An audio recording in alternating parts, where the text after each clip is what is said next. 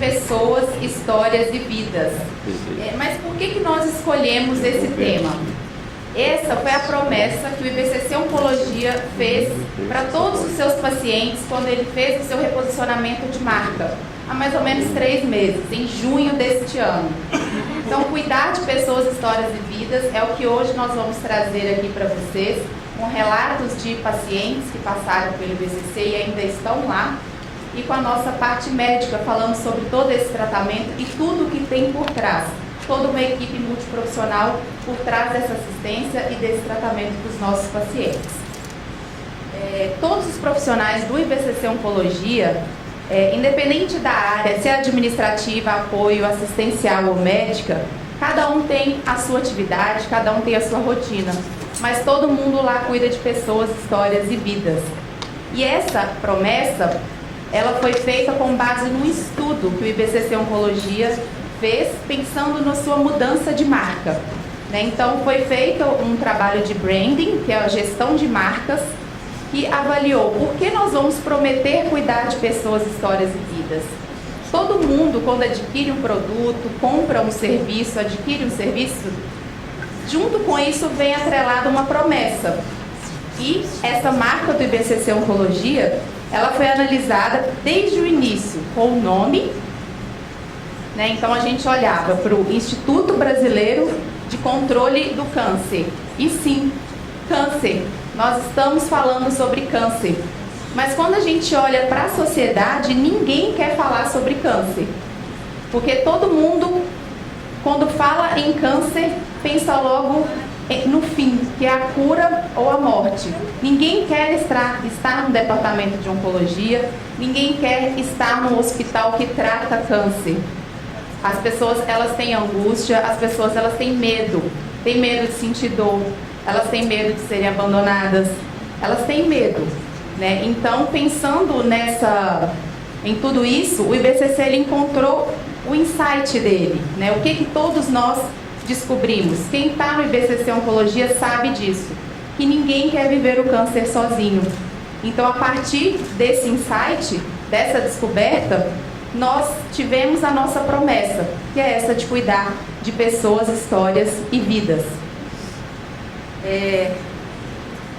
Pensando que o IBCC ele não vai falar sobre a cura, porque é algo que a gente não pode prometer, e também não queremos falar sobre a morte quando se pensa em câncer, a gente quer falar sobre a vida. Então hoje nós estamos aqui para falar sobre a vida, sobre tudo o que acontece com a vida, desde o momento que esse paciente chega, ele tem o seu diagnóstico, ele faz o tratamento, até quando ele vai embora. Então, nós deixamos de ser Instituto Brasileiro de Controle do Câncer e passamos a ser IBCC Oncologia. Por trás de todo esse estudo de gestão de marcas, a gente tem vários insights que surgiram a partir da representatividade que o IBCC tem na vida dos seus pacientes. Então, quando a gente fala em marca, a gente não precisou adequar o nosso jeito para poder ter uma nova marca. Essa nova marca que surgiu é que já representa esse jeito de ser IBCC, a partir dessa representatividade. Então, hoje nós vamos falar sobre pessoas, histórias e vidas. Vamos falar sobre essa promessa do IBCC Oncologia e sobre como tudo isso reflete no dia a dia, na sociedade. Pensando que a gente, no IBCC Oncologia, toda assistência, né, como que o cuidar de pessoas, histórias e vidas está ligado também, tem total relação com o cuidado centrado no paciente. Quando a gente fala de cuidado centrado, a gente tem aí o respeito pelos valores. Cada paciente, ele é um ser único, ele tem a sua individualidade. A gente precisa pensar nessa coordenação, nessa integração que precisa existir, porque cada paciente é único e ele precisa estar integrado, ele precisa saber sobre o seu tratamento, sobre as suas possibilidades, quais são as opções de tratamento envolvidas. Ele precisa ter acesso a essa informação, ele e os seus familiares. Pensando no conforto físico, todo paciente tem as suas vulnerabilidades. Então, ele tem que ter a melhor experiência possível dentro de uma assistência. A família envolvida, esse auxílio emocional, esse alívio, a família é formadora de opinião. Ela tem que estar junto desse cuidado e fazer parte de todas as decisões também dentro do tratamento. Então, o cuidado centrado, ele reúne tudo isso. São várias etapas que também têm total relação com esse cuidar de pessoas, histórias e vidas, né? E ele precisa ter continuidade e acesso a esse tratamento, a essa assistência. Então, hoje eu apresento para vocês o nosso painel. Essas são as nossas ilustres convidadas que vão fazer parte aqui nesta manhã para poder compartilhar com a gente um pouco desse cuidar de pessoas, histórias e vidas. E eu convido primeiro a doutora Maria Cristina Macedo, ela que é coordenadora técnica da Unidade de Transplante de Medula Óssea do IBCC Oncologia, para compor esse painel com a gente.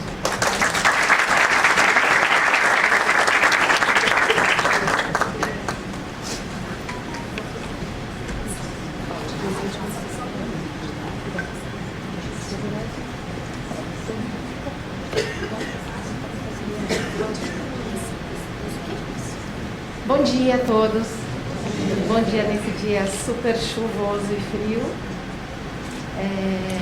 É um prazer estar aqui. É um prazer poder falar com vocês sobre um pouco do nosso trabalho. Confesso que não estou numa área muito de conforto, porque estou muito mais acostumada a falar sobre coisas técnicas, mas a gente vai tentar falar um pouquinho sobre emoção, sobre um pouquinho do nosso cuidado dia a dia.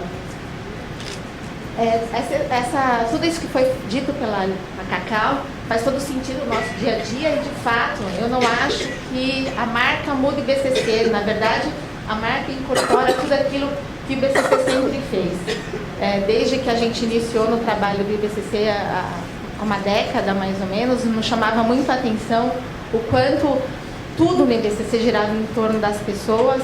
E me lembro muito bem do personagem que era o segurança do IBCC, que conhecia os pacientes pelo nome. Isso sempre nos bateu muito forte. Tão importante quanto conhecer a doença que o homem tem, é conhecer o homem que tem a doença. E tudo começa de uma maneira muito simples. A gente aprende na faculdade de medicina, no segundo semestre, um roteirinho básico que se chama anamnese. O segredo da gente conhecer toda a história do paciente, a história da família, vem daí, desse primeiro roteirinho que se chama anamnese. Aqui eu tenho a gente entra, a primeira consulta é um ambiente desconhecido, é um terreno a ser explorado, e é ali nesse momento da primeira consulta que a gente vai ter a oportunidade de se mostrar e de reconhecer o paciente, a doença e a família. Nessa primeira consulta, então, a gente tem que esquecer um pouquinho a fila lá do lado de fora. Os pacientes vão reclamar, com certeza, mas depois todo mundo, quando passa por isso, acaba gostando. A gente tem que esquecer um pouquinho do computador, tirar um pouquinho o foco de só olhar a tela do computador, anotar as coisas um pouco no papel, de uma maneira um pouco mais improvisada, porque é muito importante olhar, perceber, ver a sensação desse primeiro momento. A gente simplesmente começa com a identificação. Como você chama? É casada, solteira, tem filhos? O que você faz? De onde você nasceu? Você está aqui em São Paulo? Veio de uma cidade do interior, lá do Nordeste, e vem aqui para a cidade selvagem de São Paulo há tanto tempo? Tudo isso tem um impacto imenso no que o paciente é, no que ele está sentindo. A profissão. Depois a gente pergunta da queixa. Ué, por que você veio aqui? Por que você está aqui? A gente pergunta depois sobre todos os aspectos ligados à doença, como que é, o que piora, o que melhora, enfim, todo aquele nosso roteirinho básico de questionar sobre a dor, sobre a doença. Muitos dos pacientes vêm sem diagnóstico, mas no nosso serviço muitos dos pacientes já vêm com diagnóstico, eles são, na maioria das vezes, encaminhados de outros serviços. E muitos deles, inclusive, já vêm com diagnóstico e com toda aquela etapa, tudo que ele leu na internet e no Google. Então passa a ser importantíssimo para a gente, além de conseguir trazer para o paciente a real dimensão da doença dele, é tirar um monte de fantasia e de desespero que vem junto. Porque a internet ajuda, mas também é muito complicada para essa primeira abordagem. O antecedente do paciente, se ele já fez cirurgia, se ele já foi operado, que alergias que ele teve, que doenças que ele teve anterior. A família, pais vivos, pais mortos, por quê? O que aconteceu? Lazer, o que ele gosta de fazer, se fuma, se bebe, se tem bicho de estimação.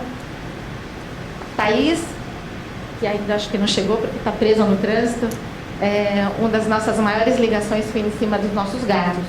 Eu amo gato e ela também. Isso tudo é muito importante, na verdade. E depois tem o exame físico. Como assim? Vamos falar sobre o exame físico. Como assim fazer uma primeira consulta e não examinar o paciente? Tudo isso tem um segredo, um toque, uma emoção importantíssima.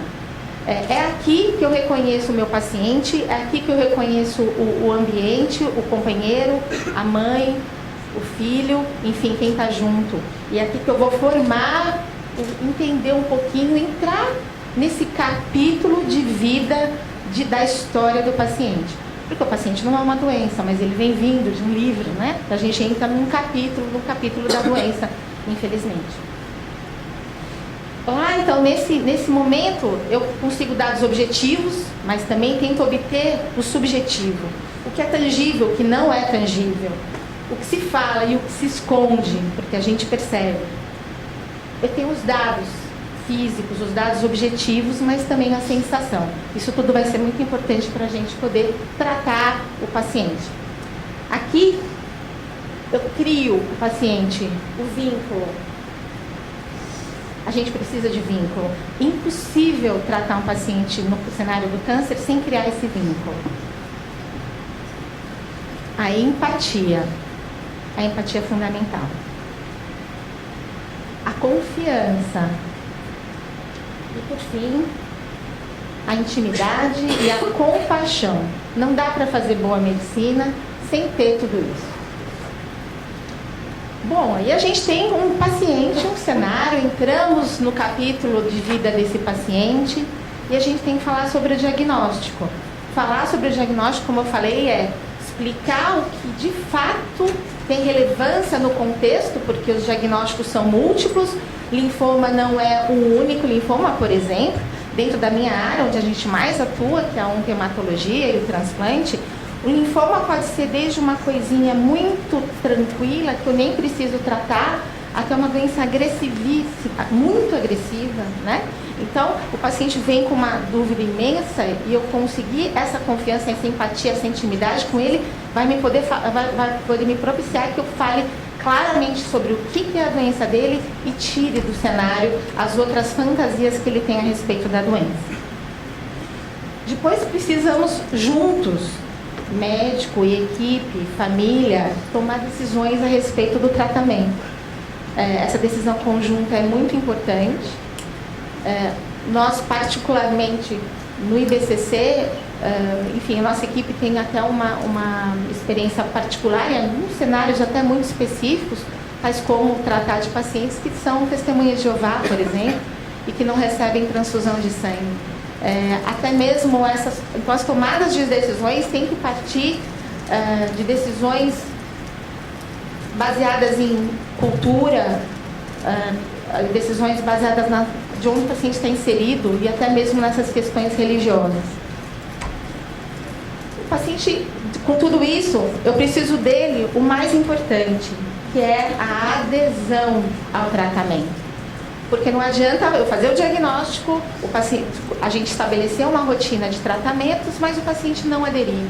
Não aderir põe tudo a perder, e essa adesão é fundamental. E como fazer um paciente aderir a um tratamento que muitas vezes vai tirar sua vitalidade, vai tirar seus cabelos, vai deixar ele mais inchado, vai tirá-lo das suas atividades do dia a dia, das suas atividades sociais, das atividades trabalhistas. Ou seja, não é fácil. Esse vínculo é fundamental para a gente poder ajudá-lo na adesão ao tratamento. Portanto, essa parceria médico-paciente não é banal. Não é banal. É muito carregada de compromisso. A presença do médico, isso é uma coisa muito interessante, a gente sempre achou isso, mas isso está escrito nos livros. A presença do médico tem uma ação terapêutica, ou seja, a gente ajuda objetivamente, não é só nos medicamentos, mas na presença, no que a gente fala, a gente sabe disso. Eu já tive grata surpresa de poder receber dos meus pacientes: doutora, só de você chegar aqui eu fico melhor. Porque isso tem impacto, a gente sabe disso, isso é uma responsabilidade imensa. Mas a relação não é tão fácil às vezes. Muitas vezes a gente briga, a relação médico-paciente é uma relação humana e o médico não é um elemento neutro. Ele tem também suas emoções. E isso pode gerar alguns conflitos, inclusive, na relação, que nunca vai ser muito curta. Nesse cenário do transplante ou no cenário de um tratamento oncológico, nós estamos falando de uma relação longa. Não é um namoro curto, não é um ficar, é quase um casamento. E a gente vai ter, sim, muitas vezes, algumas brigas, alguns choques de opinião. Aqui entra o que muita gente conhece como transferência e contra-transferência. A transferência, basicamente, só explicando rapidamente, é aquilo que o paciente sente pelo médico, e contra-transferência é aquilo que a gente sente pelo paciente. Mas essa transferência, por exemplo, não é simplesmente um sentir, mas é um transferir de emoções das relações anteriores. Ou seja, quando um paciente lida com o médico, ele traz consigo expectativas que ele tem subconsciente, daquele contato, daquela vida que ele teve com o pai, com a mãe, com o cuidador dele. Então, se ele tem boas lembranças dessa relação, por exemplo, com a mãe, que foi a cuidadora principal, ele pode trazer essa emoção para a relação médico-paciente. Mas, por acaso, ele tiver uma emoção negativa, uma sensação de traição, uma sensação de perda de confiança, isso também pode negativamente afetar a relação médico-paciente. E vice-versa, na contra-transferência. A relação entre dois atores, isso já foi dito aqui, profissional e paciente, está sempre sujeita a emoções, que devem ser guiadas sempre pelo sentimento de compaixão e de compromisso.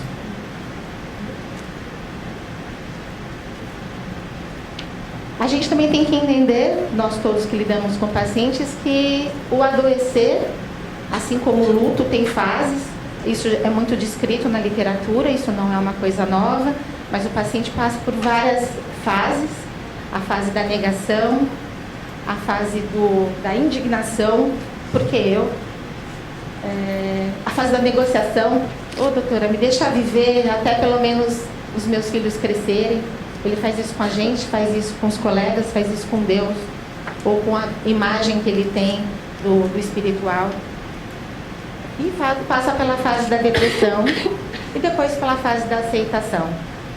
Só que essas fases podem voltar uma a outra, elas não são necessariamente nessa ordem, elas podem ir e voltar, ir e voltar, ir e voltar. É tão importante que a gente reconheça isso, para a gente não se sentir agredido, para a gente não se sentir triste e poder apoiar nesse momento. Nesse momento a gente tem toda uma estrutura multiprofissional também que nos apoia, né? Então, psicólogos, psiquiatras, enfim. Às vezes o trabalho é mais simples, às vezes o tratamento é na base da medicação. Por fim, o profissional médico ganha uma história a cada novo paciente que ele atende. Ganha uma novela, ganha uma série. Eu sempre falo com meus amigos não médicos que eu não preciso ver muita televisão, não, porque a minha vida tem muita história nova e são muito ricas. Por fim, o paciente é o protagonista dessa história.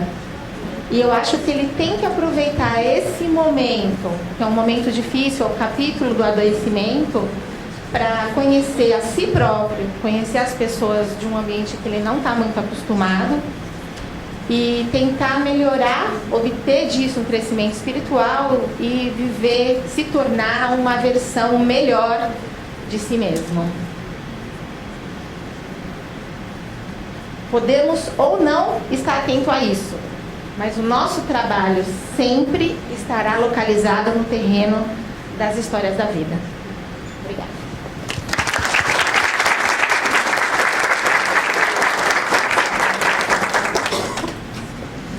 Bom, eu gostaria de convidar a nossa primeira ilustre presença aqui para compor esse painel, a Carolina Tonioli. Ela tem 35 anos, mãe de gêmeas, e vai contar um pouquinho para a gente sobre essa experiência, sobre esse cuidar de pessoas, histórias e vidas. Isso faz sentido para você, Carol? Bom dia a todos. Fiquei muito feliz com o convite, obrigada. Há 7 anos atrás eu passei pelo IBCC e, ouvindo a doutora conversar, falar tudo isso, ela fala com... Tudo que ela falou, ela realmente vive isso. O IBCC vive isso. E isso faz total diferença na vida de nós, pacientes, né? Então, essa experiência foi realmente muito rica e faz a diferença para nós, lá dentro, não só com a doutora, mas toda a equipe IBCC. E conta um pouquinho da história já?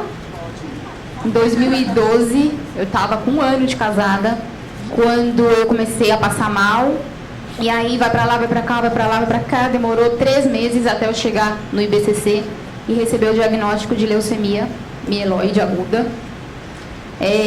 E junto com ela veio um sarcoma, um granulo cístico, que me deixou um bom tempo no IBCC. 45 dias de internação, a primeira, logo de cara. E eu não me lembro ao certo, acho que foram 5 ciclos de quimioterapia. E aí, no 2013, isso foi em 2012, 2013 eu fiz o transplante de medula óssea. E desde então eu faço tratamento, acompanhamento, e sempre com a expectativa e o desejo de ser mãe. Afinal, eu tinha 1 ano de casada. Então, a expectativa de ser mãe era muito grande. Só que passei por todo o processo de uma quimioterapia, de um transplante. Fiquei gordinha, fiquei magrinha, fiquei gordinha de novo. Foi todo um processo. Até que, acho que 4 anos e meio, mais ou menos, eu falei, doutora, e aí? Posso ou não posso? Eu perguntava várias vezes, né, doutora? Várias vezes. Todo ano eu perguntava. E aí, quando eu tive o GVHD, eu falei, não acredito, lá vai eu ter que passar por todo o processo. E aí, não desistindo, eu falei, eu vou um dia conseguir ser mãe, eu vou conseguir realizar esse desejo, que era, acho que desde criança. Eu, como menina, acho que eu sempre sonhei em ser mãe, né?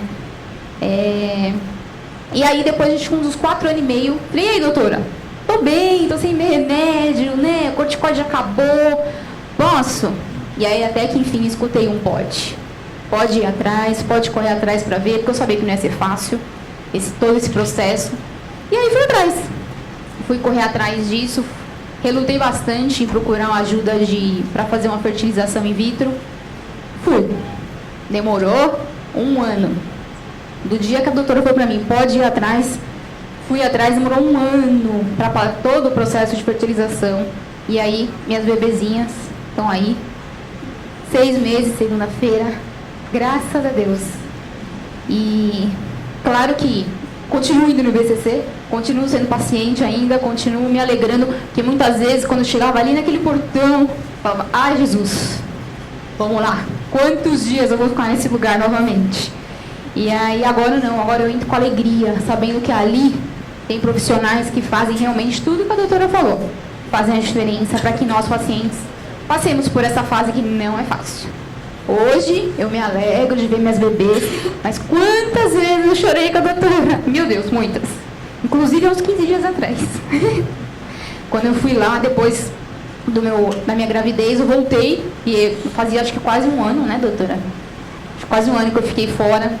E aí, quando eu entrei ali, eu falei, graças a Deus, porque hoje eu entro com alegria no meu coração, sabendo que ali existem pessoas que realmente fazem a diferença na nossa vida. É isso. Um pouquinho da história.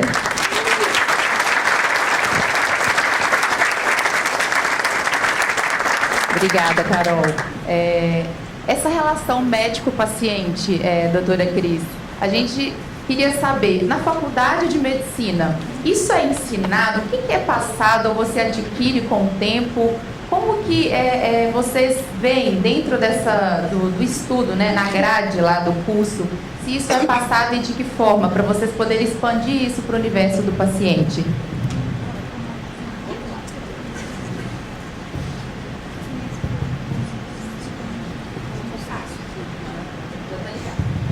Oi. Sim, eu me formei vai fazer 31 anos. E eu me lembro que a gente tinha na grade tinha uma matéria que chamava-se Relação Médico-Paciente. E era muito bizarro, na verdade, porque ela, de novo, sai totalmente da zona de conforto de todo mundo. E a gente aborda coisas muito interessantes, as sensações do próprio médico. A gente entra em alguns treinamentos para ver situações, enfim, a gente aprende. Mas eu acho que mais do que isso, mais do que a gente recebe de formação formal, é o que a gente vai aprendendo no dia a dia. A gente apanha muito, tem muito do pessoal, eu acho que cada um tem também uma característica, né? Cada pessoa, cada médico tem uma característica, mas a gente vai aprendendo com os colegas, vai aprendendo com os nossos mestres, com os nossos assistentes e com os pacientes. Eles vão ensinando, porque você vai fazendo as coisas e vai meio que sendo testado. E aí você acaba adquirindo um jeito que faz a coisa fluir melhor. E a gente olha um pouco para essa legenda nova, né, desse posicionamento de marca do IBCC, a gente passa a ser especialistas em cuidar, especialistas em gente. Né? Então, faz todo sentido pensando que é preciso olhar para essa relação médico-paciente, o quanto que isso tem de diferença nesse tratamento. Como você disse mesmo, né? Quando o paciente chega, só de eu ter te visto, eu já melhorei. Né? Então, isso tem sim impacto, tem sentido. Falando um pouco do diagnóstico da Carol, leucemia mieloide aguda, ela é mais comum em homens ou mulheres? Qual que é a incidência dessa doença? É possível prevenir a leucemia? Como que você colocaria essas informações? A leucemia é uma doença, a leucemia, primeiro que não é a leucemia, são as leucemias, né? Então nós temos leucemias agudas e leucemias crônicas. No contexto da Carol, era a leucemia aguda. Na leucemia aguda você tem a mieloide aguda e a linfóide aguda, que é muito mais comum em crianças. No caso da Carol, era a leucemia mieloide aguda. Os adultos, em geral, têm mais leucemia mieloide. Mas ainda assim, dentro dela não é uma doença, são vários tipos de doença também. Uma que é mais grave, uma que é menos grave, enfim. É uma doença que acontece de uma hora para outra, não tem como prevenir. Inclusive, a gente tem diversos relatos de pacientes que acabaram de fazer um check-up e estavam todos ok, e depois de 2-3 meses aparecem com a leucemia. Ocorre um dano celular, a gente sabe que a leucemia, a base da leucemia é um dano, resulta de um dano do DNA, da célula, da medula óssea. O que faz esse dano a gente não sabe, existem múltiplas hipóteses. A gente sabe enxergar, a gente entende molecularmente, às vezes, o defeito que acontece na leucemia, mas o que fez com que o defeito acontecesse não é muito claro. A gente sabe que pacientes que fizeram quimioterapia têm mais chance, pacientes que fizeram radioterapia têm mais chance, pacientes que às vezes viram algum tipo de substância química como benzeno também têm mais chance. Mas não tem como prevenir. E a incidência entre homens e mulheres é praticamente igual. Pensando então durante todo esse tratamento, como a Carol disse, 1 ano de casada já tem o diagnóstico, e agora? Taxa de fertilidade, quando se põe esse diagnóstico, como que funciona isso? É difícil engravidar e seria quase impossível? Como que é essa possibilidade, esse índice de fertilização? Então, a fertilidade é, de fato, gravemente afetada no paciente transplantado. A fertilidade, o paciente recebe quimio de uma maneira geral, né? Então, quanto maior a dose da quimioterapia, ou quanto maior a dose da radioterapia, maior a chance de infertilidade. Então, para você ter uma ideia mais ou menos, no paciente que faz o transplante e recebe radioterapia, a chance de infertilidade é maior do que 90%. Então, de fato, é um problema que a gente sempre aborda logo quando vai falar da quimioterapia. Transplante de medula, então, o contexto é gravíssimo. De fato, a infertilidade é muito alta. Quando se recebe só quimio ou a quimioterapia numa dose menor, a taxa é proporcionalmente menor. Existem várias coisas que levam à infertilidade. Uma é o próprio dano dos óvulos, do ovário, mas tem uma questão que a paciente, na maioria das vezes, entra em menopausa precoce. Então, o ovário entra em falência, para de produzir os hormônios e a pessoa de fato entra em menopausa precoce. A gente trata a menopausa precoce com hormônios nas pacientes mais jovens, mas isso não significa voltar a produzir novos óvulos e engravidar, né? Então, de fato, esse é um problema sério em quem recebe muita quimioterapia. Esse problema tem sempre que ser abordado logo no início. Às vezes é uma surpresa, nem sempre a pessoa pensou em ter filho, como a Carol. A Carol pensava nisso desde pequena, mas muita gente vive sua vida e nem pensa nisso. Depois, quando se vê numa situação de doença dessa, não sabe se isso é importante ou não. Nem sabe se é importante ou não. Então, muito simplesmente deixam para lá, porque diante de uma doença tão grave, a gente às vezes não tem nem tempo de tomar nenhuma providência para tentar preservar a fertilidade. Para vocês terem uma ideia, no contexto de leucemia aguda, estamos falando de leucemia aguda aparece de uma hora para outra e a gente não tem chance para ficar tomando providências. Quais seriam as providências que a gente podia pensar, né?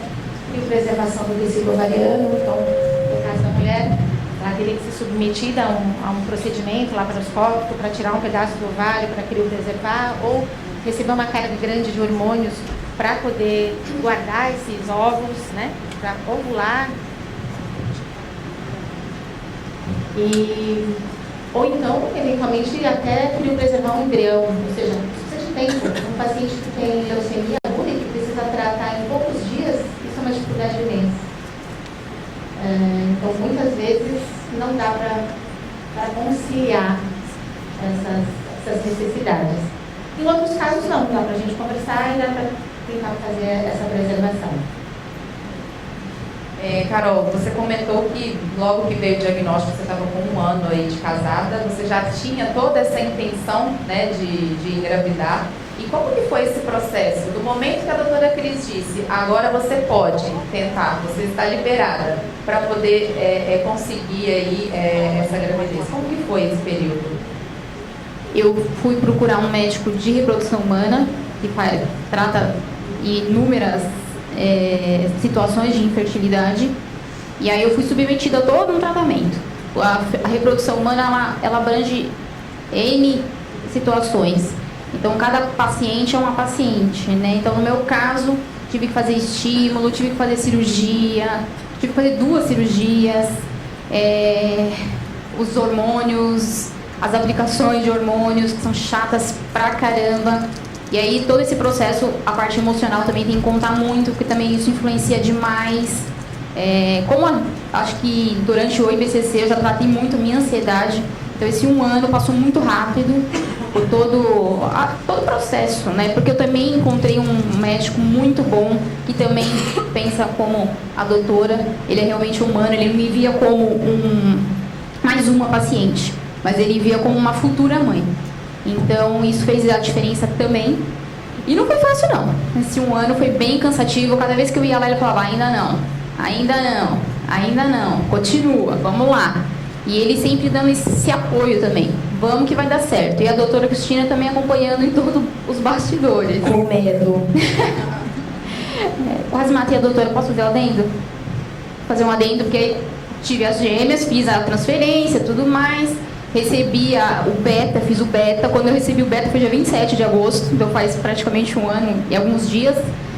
Meu beta veio muito alto, veio 6.000, eu fiz 2, eu implantei 2 embriões, eu tive 2 eu implantei. E aí, quando eu peguei o beta, tava 6.000. Falei, uau, tava alto, falei, aí. E eram as meninas, e elas permaneceram, desenvolveram, só que com 30 semanas, meu biotipo também não ajuda muito, né? Eu comecei a passar mal, eu tava com pré-eclâmpsia.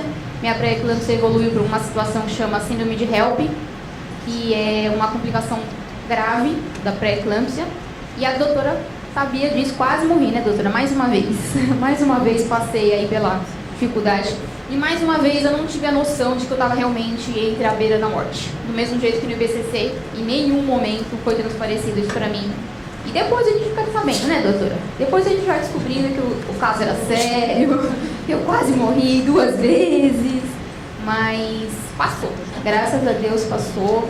Eu falo que a doutora falou essa questão da religião, enfim, né, da crença de cada um. Isso fez a diferença e ainda faz a diferença. Porque a gente sabe que Deus prepara, no meu caso, eu acredito em Deus, que Deus prepara anjos, ou anjos. E anjos, tem várias enfermeiras do IBCC da minha época que fazem a diferença, fizeram a diferença e que hoje acompanho isso. Acompanho essa alegria de poder estar aqui, passar um pouquinho da experiência, dizer que não é fácil. Passar pelo câncer não foi fácil, passar pela essa questão da fertilidade, tomar os nãos, não foi fácil, mas ver o sorrisinho delas hoje, aquele sorrisinho banguela, faz total diferença. Deixa eu fazer um comentário. Claro. Eu fiquei muito apreensiva com o caso da Carol. Ela nem sabe disso. Porque, na verdade, ela queria tanto. E eu, no final, tive que ceder. Mas eu estava com muito medo. Primeiro porque a gente tem muito pouca experiência no Brasil sobre a questão dessa questão de fertilização, enfim, no contexto de um paciente transplantado. São muito poucos casos. Inclusive no mundo não é muito frequente. Eu estava muito apreensiva. Fiquei apreensiva a princípio, ela estava muito apreensiva também. Durante a gravidez toda, ela era uma Carol um pouco diferente do que ela foi antes. Ela estava muito tensa o tempo todo. E no final, quando eu fiquei sabendo da síndrome HELP, assim, eu quase tive um ataque. Porque, de fato, é muito difícil. Eu acho que vale a pena uma representação. Eu, Cristina, tenho uma noção um pouco diferente da maternidade. Eu acho que é importante a gente passar isso para os pacientes, porque nem todo mundo vai conseguir ter filho depois de um tratamento com câncer. Mas é importante que se entenda que maternidade é uma coisa e gravidez é outra. Não é necessário ficar grávida para ser mãe. E para muitos de vocês que vão passar por um tratamento, é importante ter essa questão na cabeça. Porque a gravidez é um processo interessantíssimo, lindíssimo, não sei explicar sobre isso, tem todo um fundo filosófico, enfim, mas maternidade pode existir sem gravidez, tá? Fica essa...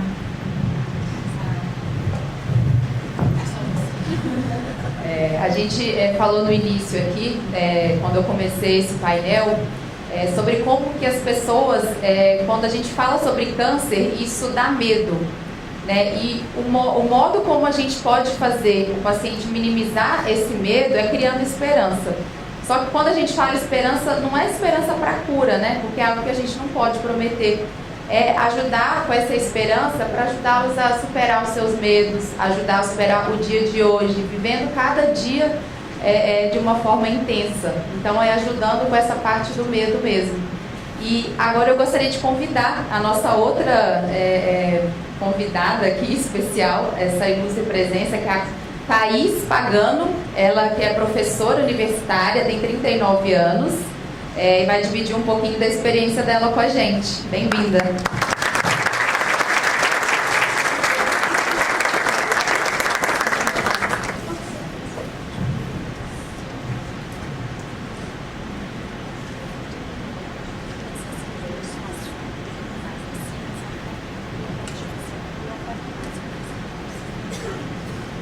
Bom dia. Então, como a Lilian já me apresentou, né? Meu nome é Thaís, eu sou assistente social de formação e há 7 anos atuo na área acadêmica, né? Na docência. Bom, como professora, né? Eu estava lecionando quando eu apresentei ainda o primeiro sintoma, né? Eu tive uma convulsão em plena sala de aula. Isso foi em fevereiro do ano passado. Bom, uma correria, né, um desespero. Depois de muita investigação, chegou-se ao diagnóstico de linfoma cerebral. Muitas coisas, né, surgem para a gente. Não é só o paciente que adoece, mas a própria família junto, né? Amigos, enfim, pessoas próximas, pessoas queridas. Meus alunos também sofreram muito comigo, queriam me visitar em comboio no hospital. Mas, depois que a gente tem o diagnóstico, tem várias fases, eu acho, né?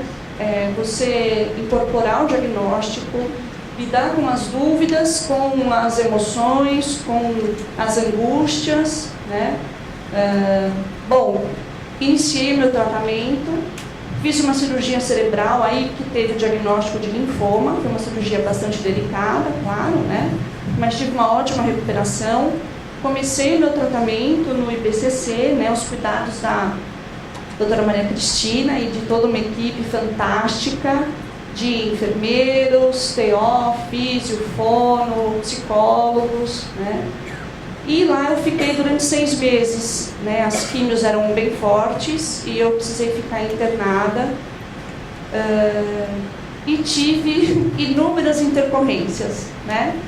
Então, tudo que podia acontecer, aconteceu comigo, mas fui muito bem amparada. Como assistente social também, com experiência na atuação na área da saúde, eu percebo como é importante, fundamental a atuação interdisciplinar, não multi, mas interdisciplinar, né? No acolhimento desse paciente, que antes dele ser paciente ele é uma pessoa, então isso sempre estava muito presente no atendimento, né? Eu recorri a tudo que era possível, né, de atendimento que me fortaleceria nesse processo. Então eu tive atendimento com reiki, que eu adorava, psicólogos, enfim, tive todo um aparato. Fiquei 6 meses internada direto, tive alta 1 ano, ainda estou afastada do trabalho, né? E eu estava, quando me internei o ano passado, eu estava no meu 2º ano de doutorado, né? Eu não concluí ainda está em processo. Se tudo der certo, eu vou chegar lá, né? Mas estou estudando muito ainda. E, bom, hoje eu sigo em acompanhamento ambulatorial e lido ainda com as consequências do tratamento, né?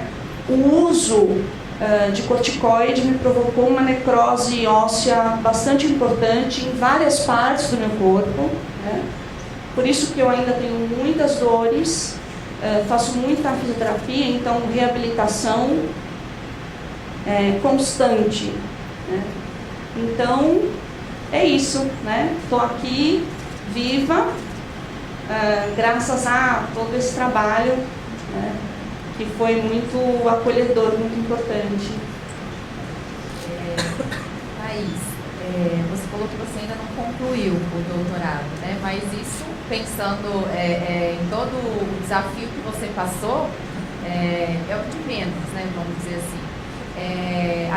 Eu lembro de uma divulgação que nós fizemos sobre a sua história, foi exatamente no dia do desafio, né? E como que foi para você, quando você teve esse diagnóstico, você já estava em andamento com esse... É um projeto de vida, né?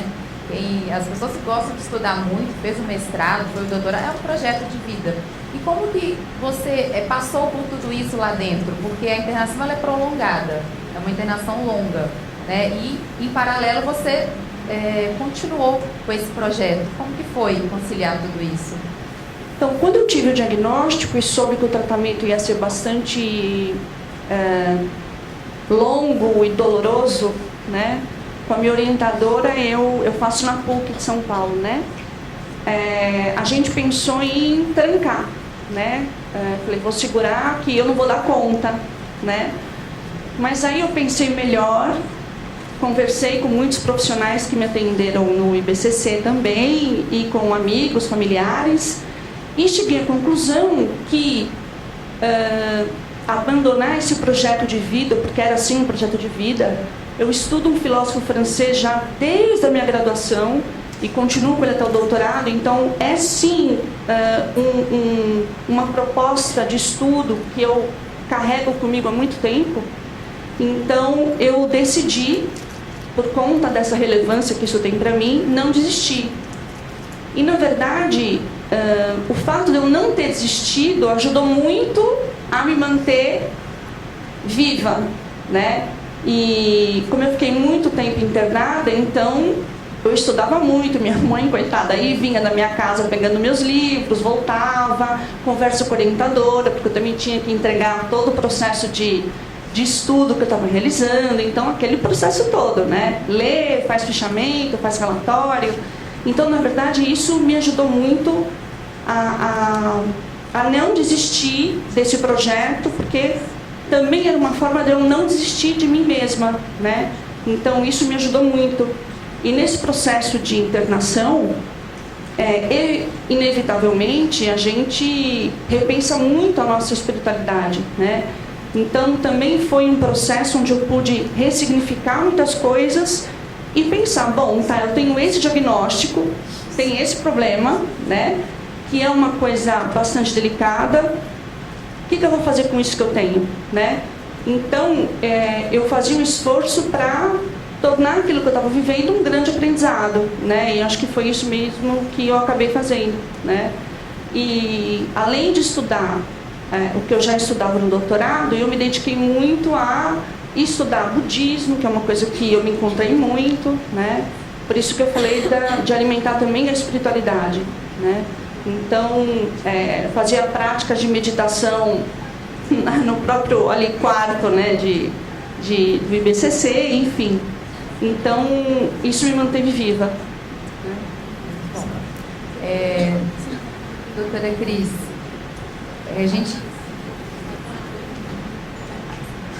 Doutora Cris, falando um pouco sobre o diagnóstico da Thaís de linfoma cerebral, qual que é a incidência dessa doença? Também, assim como as leucemias, não tem possibilidade de prevenção? Então, o linfoma cerebral, existem duas maneiras de encarar o linfoma cerebral. Existe o linfoma primário de sistema nervoso central, ou seja, o linfoma que não está em nenhum lugar, só no sistema nervoso. Ele é uma entidade específica e muito rara. A incidência é de aproximadamente 0,4 a cada 100 mil pessoas. E mesmo no contexto dos linfomas, ele representa um número bem pequeno dos linfomas. Que é muito mais comum um paciente ter um linfoma e também vir a ter acometimento do sistema nervoso central. No caso da Thaís, não era esse caso, era o caso de ter um linfoma especificamente no sistema nervoso central. Também não tem como prevenir no caso do linfoma cerebral, porque o linfoma também, como as leucemias, não é uma doença cujas causas são bem determinadas. Então, muito diferente de câncer de pulmão, em que a gente sabe muito bem que o cigarro modifica a incidência, nos linfomas não tem. Existe um consórcio internacional ligado ao NCI, que é o Instituto de Câncer dos Estados Unidos, que procura fazer estudos multicêntricos no mundo inteiro, tentando achar causas, ligações entre alguma maneira de vida, algum problema para associar na incidência do linfoma. E, na verdade, quase todos os estudos mostram-se negativos. Então, com raras exceções, não há nada muito claro que desencadeie linfoma.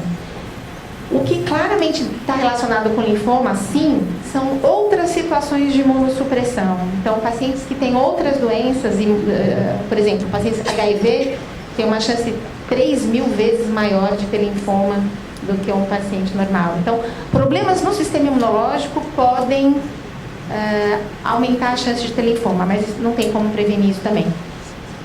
Dá para fazer a prevenção do linfoma no sistema nervoso. Então, algumas doenças, não no caso da Thaís, que era primário, mas, por exemplo, pacientes que têm linfoma que acometem a região do seio da face, por exemplo, que é uma região muito próxima do sistema nervoso. A gente sabe que nessa situação é importante fazer quimioterapia no líquor para evitar que o linfoma vá para o sistema nervoso central. Então, essa é a prevenção que a gente consegue fazer.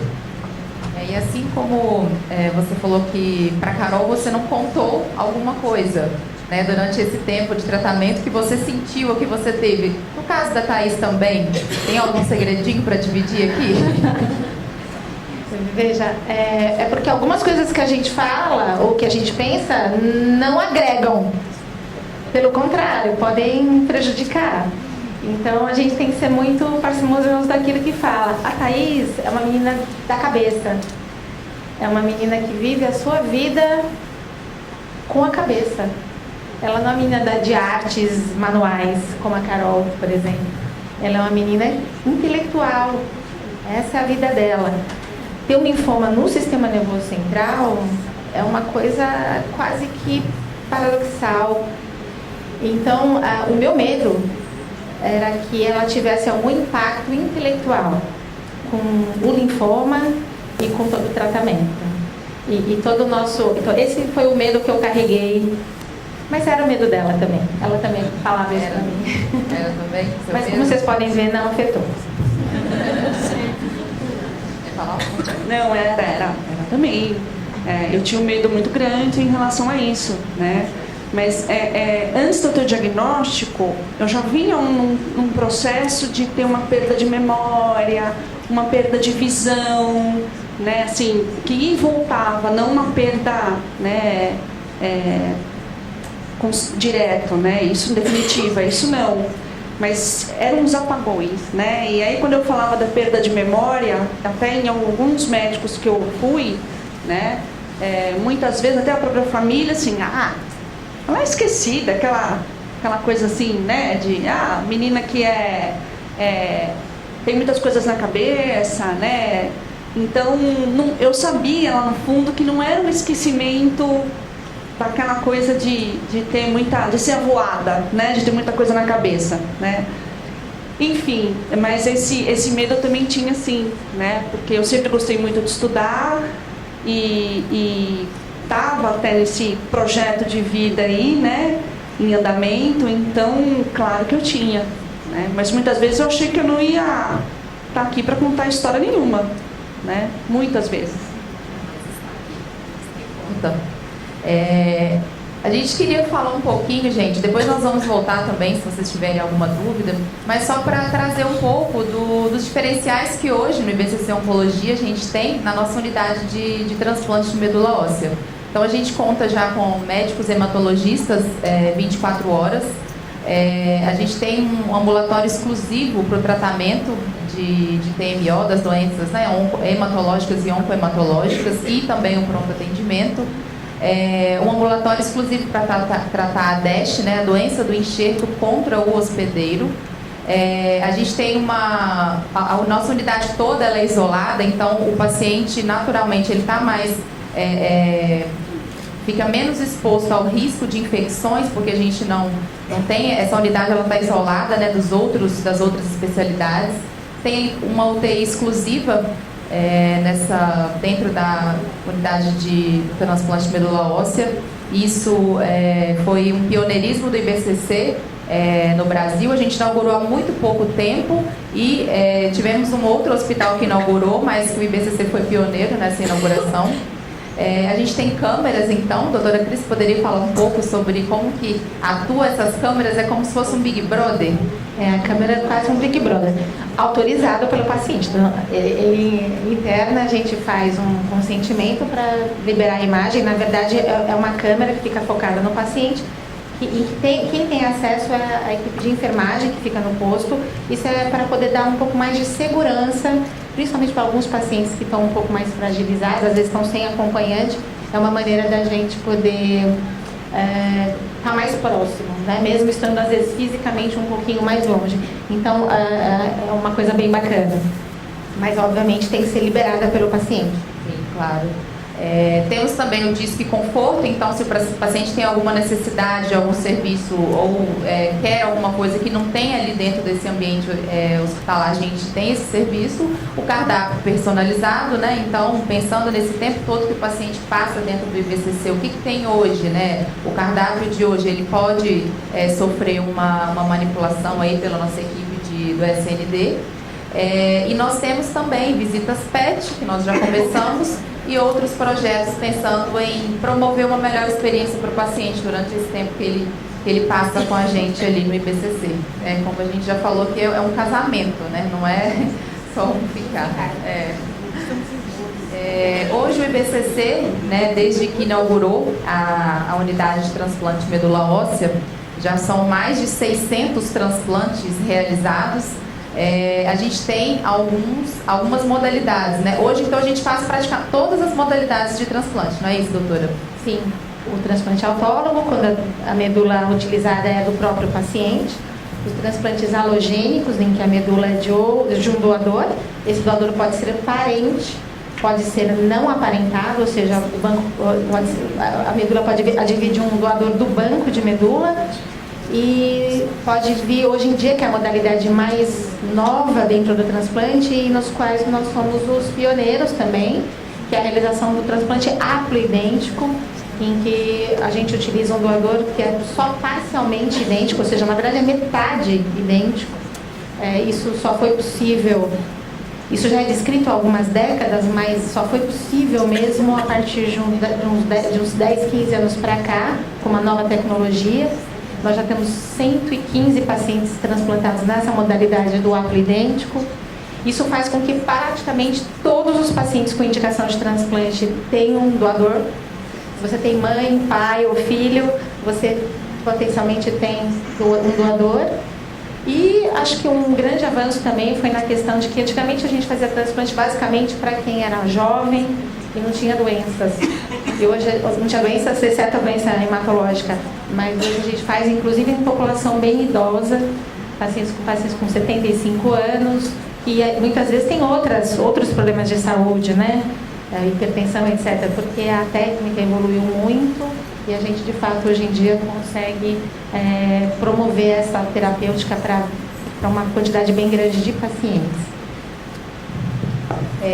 Há alguns projetos também que a gente tem aí da pesquisa clínica, né? Já começou alguns estudos na área da oncohematologia. O centro de pesquisa do IBCC é bem reconhecido, é um centro de trabalho que já atua há muitos anos, décadas já no mercado.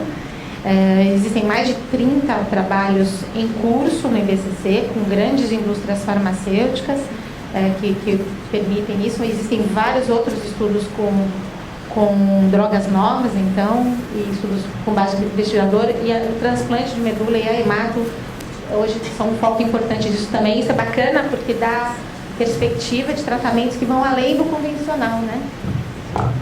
O centro de pesquisa, ele é considerado o top recruitment, então é o centro que mais recruta pacientes para estudos, né, pensando sempre aí nas possibilidades de tratamento ampliadas, né? É bem importante. Aqui a gente traz um pouquinho dessa divulgação, Thaís, do dia do desafio, que você repetiu uma frase, e aí eu vou ler aqui para as pessoas e eu queria que você comentasse um pouquinho dela, né? Sinto-me hoje como uma fênix, pássaro da mitologia grega, que quando morria estava em autocombustão e passado algum tempo renascia das próprias cinzas. Isso foi o que você disse para a gente nessa reportagem do dia do desafio. Eu queria que você comentasse um pouco. Então, na verdade, quem uma vez me falou isso foi o doutor Pedro, né? Numa das minhas, na minha acho que segunda saída da UTI, né? E aquilo ficou, né? Eu achei tão interessante isso e eu falei, puxa vida, eu acho que é bem por aí, né? Porque sempre quando eu estava melhorando, tinha alguma coisa que me mantinha no hospital, né? Então eu sentia assim, que eu dava um passo para frente, 10 para trás, né? Então assim, eu tive várias intercorrências, né? Eu tive trombose, eu tive infecção generalizada, problema no pulmão, eu tive infecções fúngica, bacteriana, viral, eu também entrei em coma induzido, aí depois que eu saí da internação, eu também tive trombose, acho que eu já falei. Depois que eu saí da internação, eu tive um problema na vesícula, deu pancreatite, corre para o hospital de novo, fica internada, enfim. Eu acho que por todo esse processo de achar que eu ia e depois eu vi que não fui, né? Estou aqui ainda. Eu também incorporei e de fato me senti esse pássaro, né? Que ressurge das próprias cinzas, né? Porque Eu realmente acreditei em vários momentos que eu ia partir, né? Sei lá para onde, mas ia partir. E até teve alguns momentos bem dolorosos que o tratamento é muito dolorido, né? Então, inevitavelmente também, eu pedi muitas vezes para ir embora mesmo, né? Até chamei a minha irmã, muito próxima de mim, né? E falei para ela, olha, desculpa decepcionar vocês, mas eu realmente quero ir embora, porque eu não aguento mais, né? Eu não aguento mais sofrer. Eu acho que o mais difícil de tudo é isso, né? Mas junto com todo mundo, né? Com família, amigos, a equipe, né? De profissionais que, de novo eu falo, foram extremamente acolhedores e significativos no meu processo de recuperação, eu tirava forças de onde eu nem imaginava que tinha, né?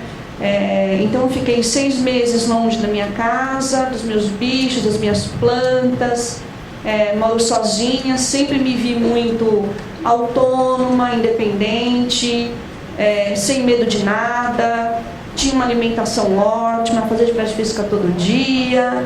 Então, eu me ver fragilizada e debilitada, acho que foi o mais difícil, né? Então, como eu me apeguei a esse processo desse pássaro, né? Então, eu pensei, eu quero justamente ressurgir das cinzas e tirar forças de onde eu acho que seja impossível, né?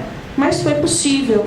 E aí, eu estou aqui hoje, continuando com os meus projetos de vida, com todo o apoio, devo muito a todas essas parcerias que eu coloquei aqui, mas claro que é impossível você sair dessa experiência do mesmo jeito que você entrou, né? Impossível. Então, aquela mulher que já se sentia forte, já se sentia segura, claro que isso está muito mais fortalecido, enfatizado dentro de mim, né? Então, o que eu penso? Se eu passei por isso, eu posso passar por coisas que eu também acho que eu não terei força, né? Mas eu vou encontrar, né? Eu vou achar, em algum lugar eu vou achar, né? É isso. Obrigada, Thaís.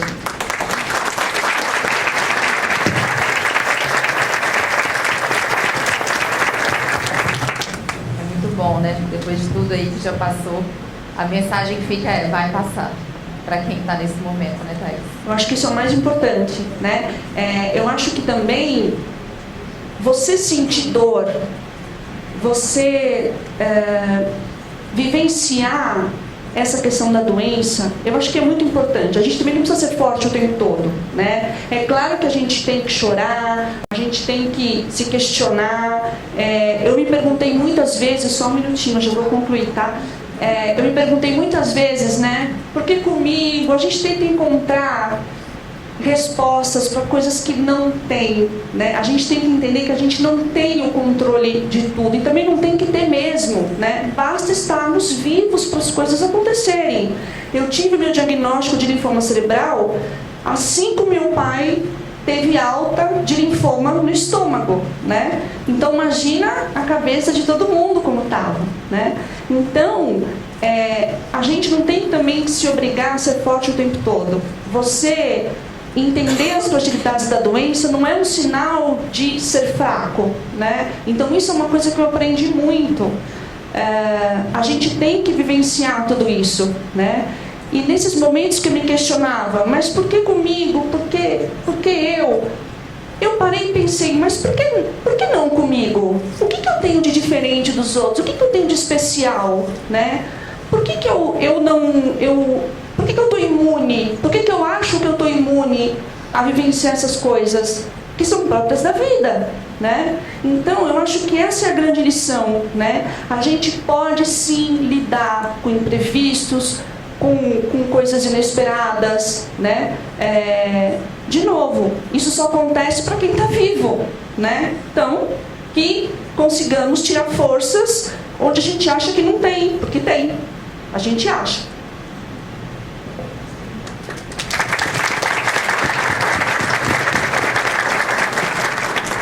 E essa outra divulgação que a gente teve, né, foi no Dia das Mães desse ano. A Carol compartilhou aí a história dela, em algumas divulgações aí a gente conseguiu. E ela trouxe o sentimento que ela teve no momento em que ela conseguiu, né, ela descobriu que ela estava grávida, que ela já estava quando tinha conseguido realizar esse sonho. Então ela traz uma alegria inenarrável, difícil explicar em palavras. Sonhei tanto em receber essa notícia e sabíamos da probabilidade. Devido ao tratamento, tínhamos uma potência maior pelo fato da minha sogra ser gêmea, e isso aumentava as chances, né? Então ela descobriu que tinha gêmeas. Já pelo próprio tratamento já tinha essa possibilidade, e você ainda tinha histórico familiar.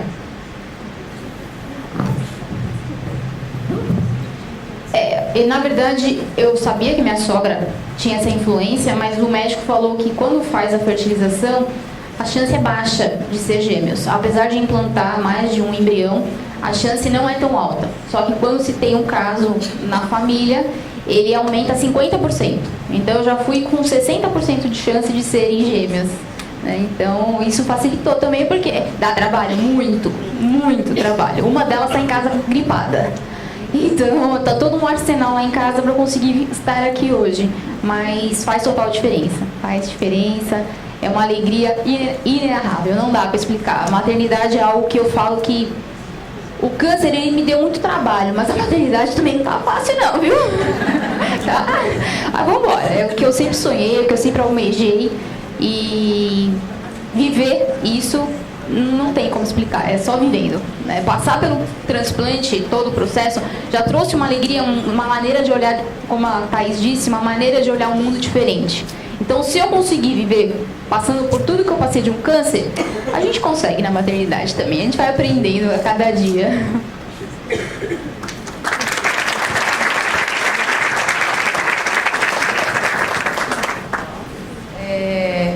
Esse slide aí foi preparado pela doutora Cris. Eu queria que ela comentasse aí pra gente. Era uma vez um paciente com uma doença, né?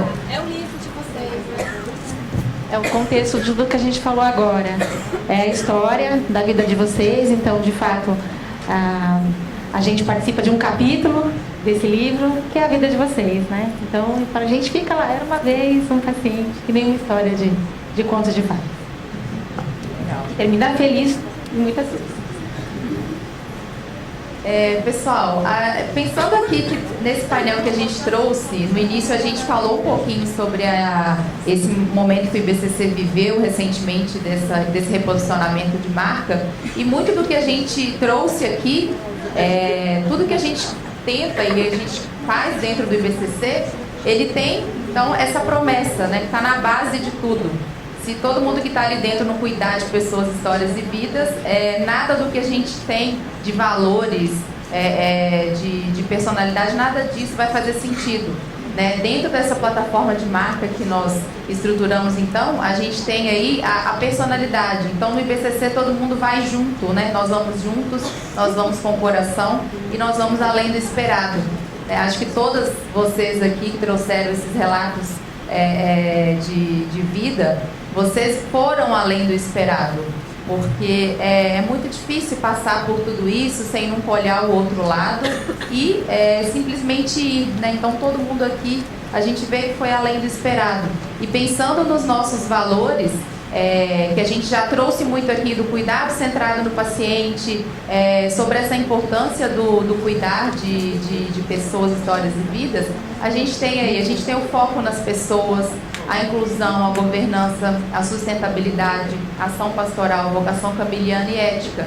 Então essa hoje é a plataforma de marca, né, de forma bem resumida, do IBCC Oncologia, para que fique claro que tudo aquilo que a gente faz e presta ali de assistência tem muitos conceitos por trás, tem muitos objetivos, que é o que os profissionais todos hoje replicam, né, no seu dia a dia na assistência.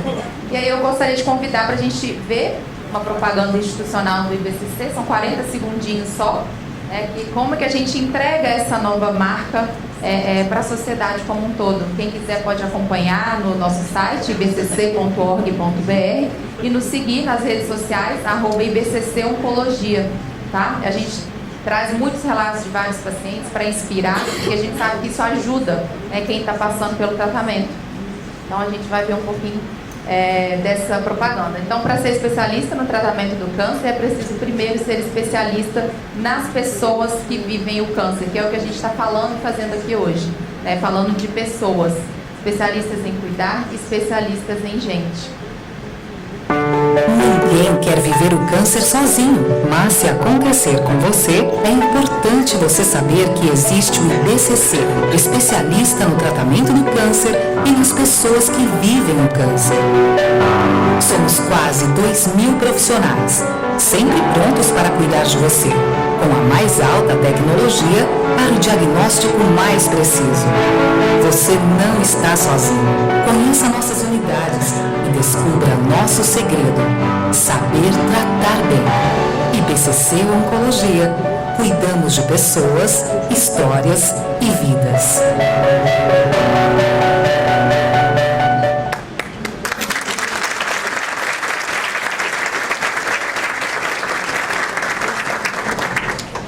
Agora a gente abre para as perguntas. Tem alguém que gostaria de começar fazendo pergunta, ou para a Carol, para a doutora Cris, ou para a Thaís?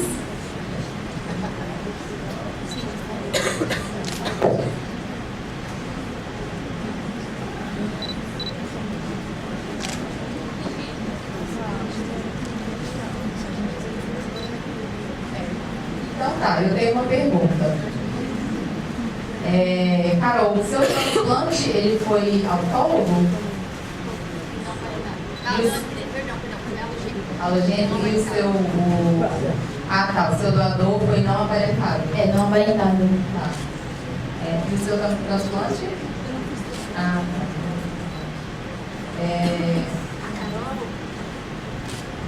A Thaís não precisou do transplante, então ela fez uma quimioterapia muito forte.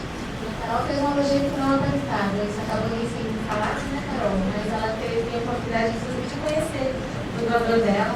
Foi um encontro bem bacana. Foi, acho que faz uns 4 anos, 3, 4 anos que a gente se conheceu. O Redor me permitiu, depois de 3 anos não pode, né? 2, então são 3 mesmo. Foi no aniversário dele, ele mora em Mojimirim, São Paulo mesmo, eu também sou. E eu sempre brinquei que meu doador era negão, porque eu tive GVHD na boca e na pele. Eu sou muito branca, ele deve ser muito lindão. Não, ele é muito parecido comigo fisicamente. Ele tem cabelo enrolado, ele tem a pele bem clara. E eu tive a oportunidade de conhecer não só ele, mas toda a família dele. E hoje ele fala que ele é tio das meninas também. Ele faz parte da família Tony Olha, junto com a gente. E o Redomi, ele vai, não sei se a senhora está sabendo, ele vai contar a história novamente. E eles me chamaram, juntamente com o Eric, para contar um pouquinho e estimular as pessoas a fazerem o cadastro no Redomi de transplante de medula óssea. Posso só mencionar dele? Quando a doutora falou que eu teria que fazer o transplante, não foi uma opção para a cura. Né? Pelo que eles me explicaram, eu não precisava dele para a cura. Porém, como eu tive um sarcoma, a indicação era sim que eu fizesse o transplante. E aí começou a luta, porque as minhas irmãs eram 50% compatíveis, não tinha ainda essa última categoria que eu não sabia. E aí foi buscar no banco de dados e vamos lá, vai ter, não vai ter, vai ter, não vai ter. Eu tive 26 doadores. Então é algo muito raro. Né? O doutor Roberto falava que minha medula era vagabunda. Todo mundo tinha. Então, graças a Deus. E aí eu tive a oportunidade de conhecer o Eric, que é uma figura também. Nós estamos, na verdade, no Setembro Verde, né? Que é o mês de incentivo à doação de órgãos e tecidos para transplante, no caso do IBCC, que faz o transplante de medula óssea. A gente tem ainda, durante esse mês, o Dia Nacional do Doador de Medula Óssea. Então, é uma ótima oportunidade para incentivar as pessoas, né, a se cadastrarem, a fazerem lá o cadastro para poder aumentar esse banco de doadores. A gente já tem quase 5 milhões de doadores de medula óssea no Brasil. A gente é o terceiro banco, né, maior de doadores de medula óssea do mundo. Então, é muito importante isso. Tem uma pessoa querendo fazer pergunta, lembrando.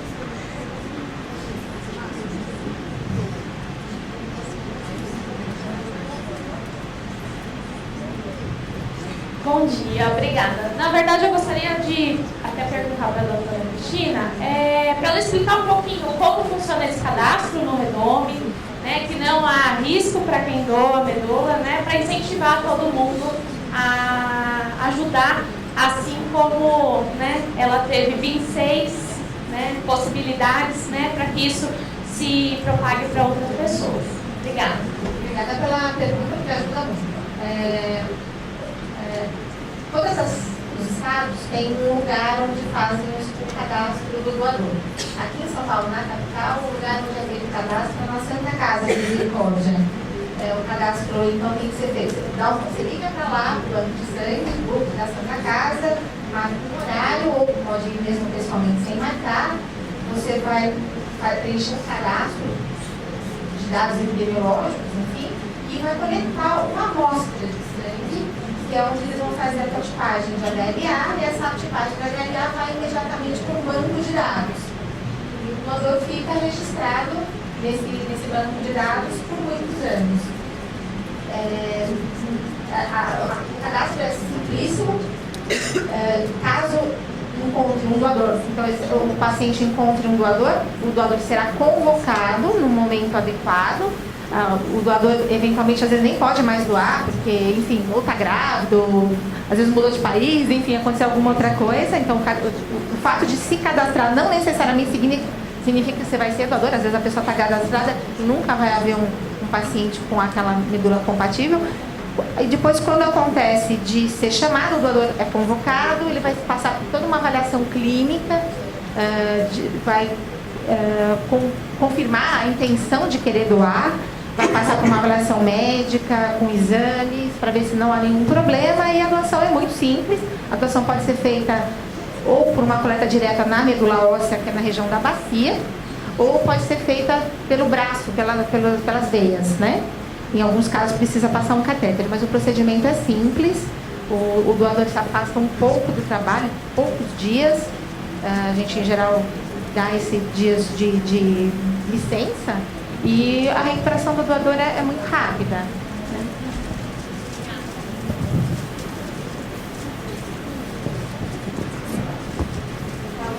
Bom dia. Falando em...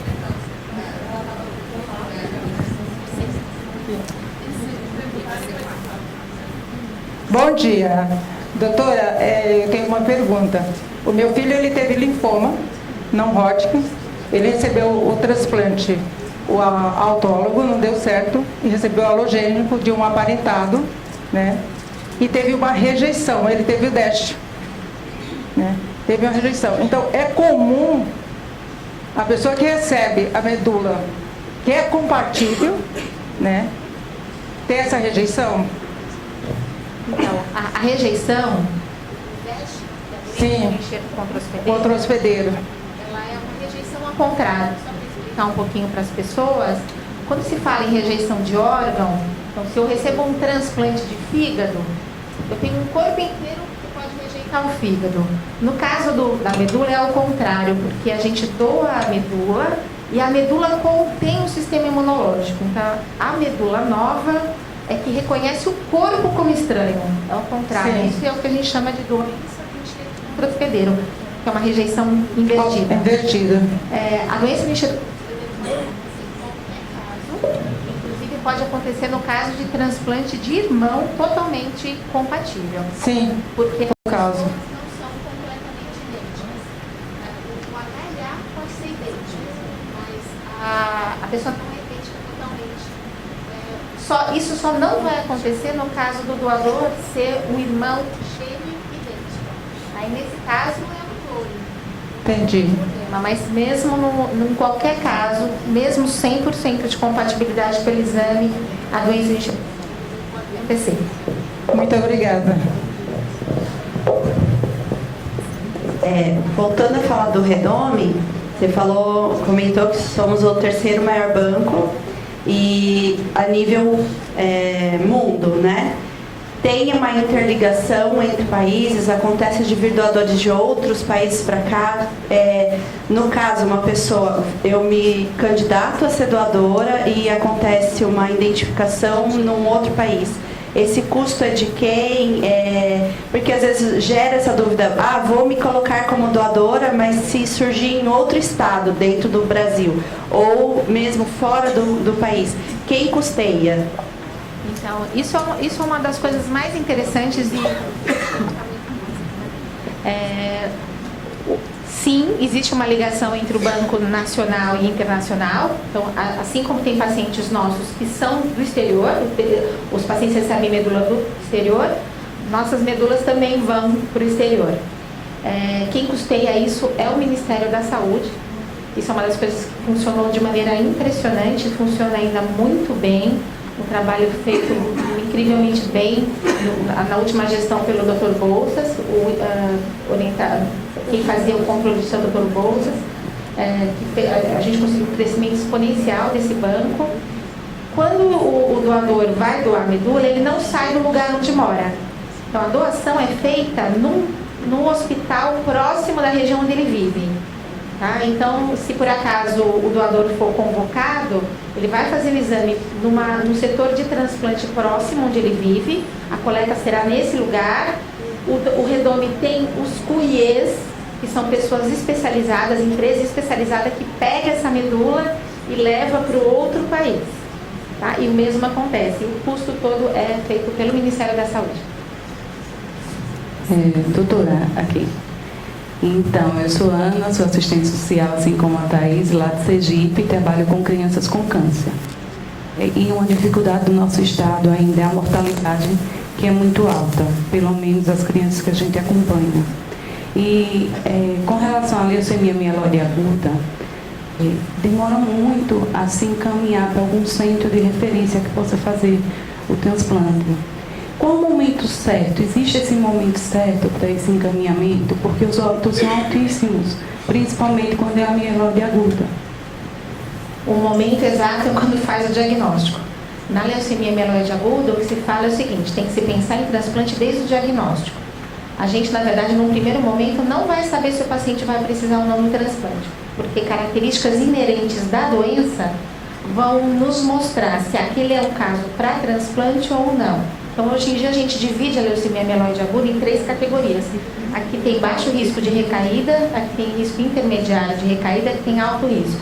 Quando a gente recebe o paciente, a gente não tem todos esses dados, mas já devem ter sido coletados dados da medula, cariótipo, talvez vocês tenham alguma dificuldade, por exemplo, e outras provas moleculares, enfim, para poder nos direcionar. Ao passo que, quando o paciente faz o primeiro ciclo de quimioterapia, ao final do primeiro ciclo, a gente já deve ter todas as informações sobre se essa leucemia ela tem um risco baixo ou alto de recaída. Nesse momento, a gente já deve ter até já a noção de tipar os possíveis doadores na família. E aí o transplante tem que ser feito no melhor momento, que em geral é o menor momento possível. Então, para uma leucemia aguda, por exemplo, na maioria das vezes o paciente recebe uma primeira e uma segunda quimioterapia. E se ela tem indicação de transplante, talvez ele faça ainda uma terceira, então tem de viabilizar o processo, mas o ideal é que seja na sequência. A gente, de fato, aqui no Brasil, a gente tem uma dificuldade muito grande. Primeiro que muitas vezes os dados não são coletados no primeiro momento, então a gente não consegue categorizar as leucemias em riscos, então acaba-se trabalhando com a sorte. Ou seja, nem se encaminha o transplante no primeiro momento e espera-se para deixar recaída. Quando a gente sabe que na recaída, muitas vezes o paciente nem tem oportunidade de sair dessa recaída, porque não consegue obter uma nova remissão e às vezes o tempo fica muito justo e a gente não consegue, porque o transplante é um procedimento que embora raramente ele é urgente, existe todo um cenário, né, uma acomodação de dados que precisam ser feitos, principalmente quando é não aparentado. Um doador não aparentado, para a gente conseguir viabilizar que essa medula venha, demora 2 a 3 meses. Então a gente precisa que tudo esteja muito casado nos momentos adequados. A gente conversa muito com o pessoal do Brasil todo, a gente recebe muita ligação e a gente gosta muito de dar essa consultoria. Então você pode ficar com os nossos dados. Os médicos de lá têm toda a liberdade de conversar conosco, porque a gente muitas vezes já vai conversando à distância sobre essa possibilidade do transplante para a gente já ir alinhando as ações. Ótimo, ótimo. É bom saber disso. Obrigada.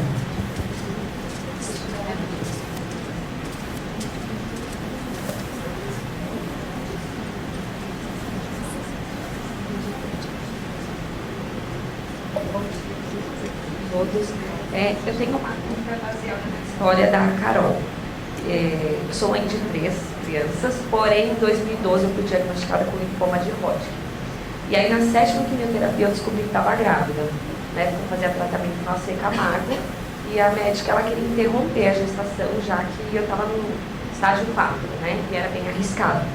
Mas eu, como mãe já de 2 crianças, eu não consegui tomar essa decisão que ela gostaria. E eu assinei os termos e levei a gestação adiante. E aí nós esperamos até o 3º mês de gestação e voltei a fazer quimioterapia. E só parei a quimioterapia um mês antes de tê-la, né? Aí fiz o teste, a doença tinha progredido, enfim, fui para transplante, mas ela, graças a Deus, nasceu perfeita. Hoje a Valentina já vai fazer 6 aninhos. E a minha dúvida é o seguinte: na época eu pensei com o coração, mãe, né? E hoje eu me cobro demais, porque eu penso assim, as células elas estão no nosso corpo e eu tenho muito medo de ter provocado uma doença futura a ela, já que eu gerei ela doente. Eu queria saber qual a probabilidade, perdão, queria saber qual a probabilidade dela em relação aos meus outros 2 filhos, se é maior, enfim, é isso. Obrigada. Como se chama? Karina. Eu já tive oportunidade de acompanhar algumas pacientes que tiveram uma situação parecida com a sua. A questão da interrupção ou não da gravidez é uma facada. É uma decisão horrível, é uma escolha de Sofia. Não tem resposta fácil e, em geral, a gente baseia essa decisão, junto com a mãe, de acordo com o momento da gestação, né? Porque tudo depende também do momento da gestação. Então, se a doença aparece no comecinho da gestação ou se aparece numa fase mais para frente. A escolha está feita, não pensa nisso. Não vai acontecer nada com a sua filha. E se acontecer, poderia acontecer de qualquer jeito, com químio ou sem químio. Não se cobre desse jeito. Imagina, você foi uma heroína. Você, na verdade, colocou a sua vida em risco na medida em que você deixou de interromper a gravidez. Não se cobre de jeito algum. Com certeza todo mundo concorda aqui nessa sala com a minha opinião.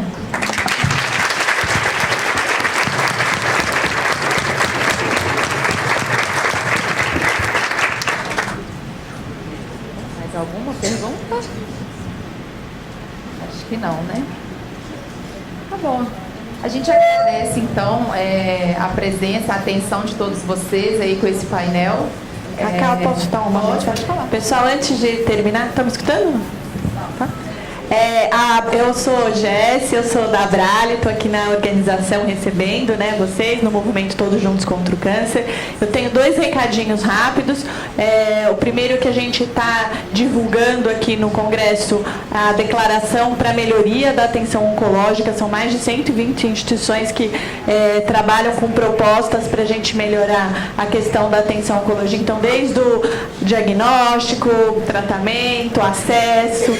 Eu vou entregar essa declaração aqui e mais uma lembrancinha para os nossos palestrantes e as pacientes que estão gentilmente, né, fizeram esse compartilhamento com a gente. E quem tiver interesse, a gente não tem a declaração impressa para todo mundo, porque é um custo muito alto, mas a gente tem um folderzinho, um folheto, que tem o QR Code, que vocês, fazendo a leitura, vocês conseguem baixar esse documento. Então, quem tiver interesse, a Angélica ali pode entregar no final para vocês esse folhetinho. E agora, você traz para mim os presentinhos, e aí a gente pode fazer uma foto aqui com vocês?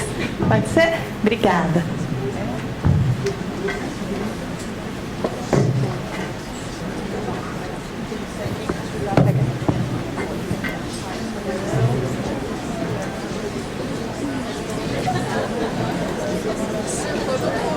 Obrigado.